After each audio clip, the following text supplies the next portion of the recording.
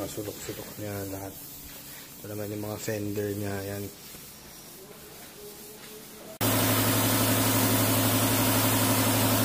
Ayan, binubuga na natin yung mga pintuan niya. Ang kanya, mga fender, ayan, nabuga na natin.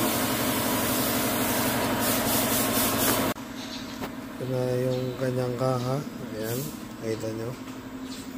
Ayos na, ayos na. So, ayan guys, nagda-bump coat na po tayo. Kung makikita nyo, kalas-kalas po yung ginawa natin dyan para talaga maayos na maayos. Ayan. So, ayan guys, kung makikita nyo, nililihan na natin yung buong katawan nitong Vios natin para next step na natin is buffing. Ayan, ganyan mangyayari dyan pagka nalihan ng buhok. So, ayan guys, ito yung itsura niya pagka hindi pa nababuff pag bagong liha. Tapos ito naman yung pag na-buff na siya. Pero first buffing pa lang po yun. So, ayan guys, binabuff na po natin yung bumper.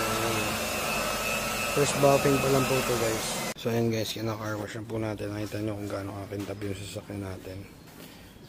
Kahit lapitan pa po natin yan. Napakakintab glass look. So, ayan na po yung Vios natin. Napakaganda guys. Napakakintab po ganyan.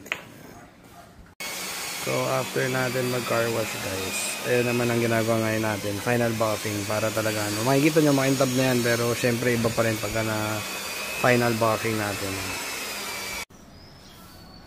So ayan guys, nilihan natin yung Vios. So ayan, ito yung itsura nyan pagka bagong buga. Tapos ito na pagka nililiha, ganyan na yung itsura nya. So after po nito is iba-buffing na po natin yung buong kotse. Guys, nakita nyo, napakakintab ng ating 3R0 na Vios. Nakita nyo, napakaganda ng latag. Final buffing pa natin to. So halos ano pa lang to, second step. Na napakakintab naman, napakaganda.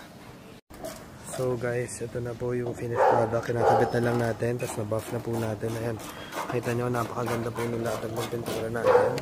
Napakaganda po.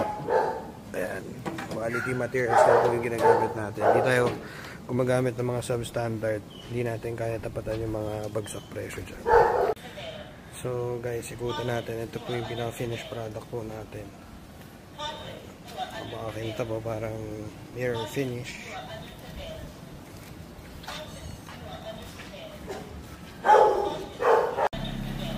So ayan guys, kukunin na ni sir yung kotse niya. Bali nagpagawa siya ng plate. Ayan, bago na. Tapos ayan, pina-blackout na yung mga ito yung mga grill niya. Initim natin as per request ni sir.